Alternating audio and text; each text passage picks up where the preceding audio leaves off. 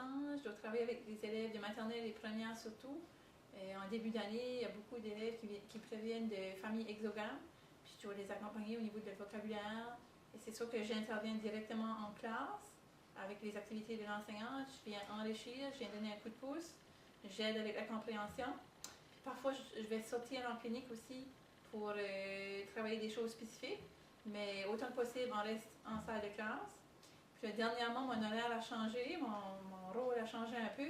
J'interviens maintenant avec les troisième, quatrième et cinquième années aussi pour développer le vocabulaire, parce qu'on voit qu'il y a des lacunes. Des familles des familles exogames, mais il y a aussi des élèves qui viennent d'autres pays, genre de la Corée, qui connaissent leur langue maternelle à eux autres.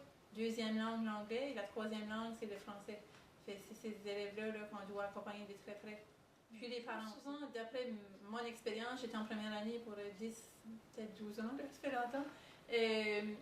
Quand un parent choisit de retirer son enfant, c'est une décision qui n'est pas facile, mais souvent c'est côté accompagnement au niveau des devoirs. Parfois, l'enseignant, le parent qui est francophone, les parents travaillent beaucoup, puis l'enfant qui doit être accompagné au niveau des devoirs, ça se peut souvent que le parent anglophone doit faire les devoirs en soirée. Puis c'est un défi quand tu dois téléphoner ton conjoint ou ta conjointe pour essayer de comprendre ou téléphoner une amie. C'est certain que c'est plus simple côté à ce niveau-là pour accompagner ton enfant. Si tu regarderais mon bureau, j'ai 3-4 paniers pour différents niveaux que je travaille avec.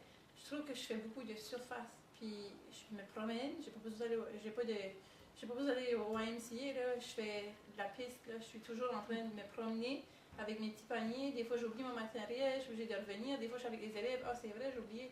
Je trouve que je fais beaucoup de navettes. Puis, il faut vraiment que je sois très bien organisée au niveau de mon matériel.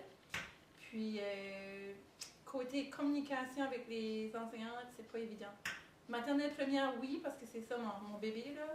Mais 3, 4, 5, c'est difficile d'avoir accès aux enseignantes pour la communication, pour savoir, OK, c'est quoi que tu voudrais que je fasse avec les élèves cette semaine. C'est vraiment à moi de planifier c'est quoi que je veux faire pour développer le vocabulaire. C'est pas toujours évident parce que les défis sont pas pareils. Puis même au niveau maternelle première, on remarque des grands écarts. On fait du mieux qu'on peut avec ce qu'on a embauché d'autres personnes, ressources. OK. Ça veut dire qu'il y a un manque de ressources. L'idéal, c'est qu'il y aurait une enseignante de francisation pour maternelle 1-2, puis un autre pour les 3, 4, 5.